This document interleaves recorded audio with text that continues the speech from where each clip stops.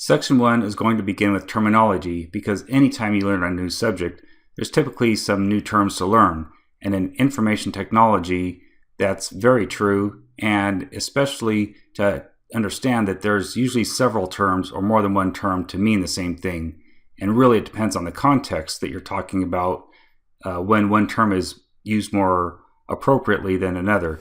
But what I'm going to try to do in this course is choose a primary term here, and what you'll see is I will use computer as much as possible in the video and in the reference guide, but there's many alternative terms that you can see over here in this column, and depending on the context, I or other documentation may use the terms client, server, host, system, workstation, etc.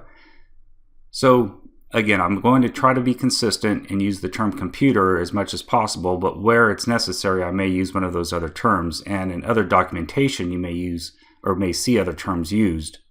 Finally, if there's any comments to be made, you'll see that here in this column here. So I'm not going to go through the whole table. It's just there to for you to use as a reference.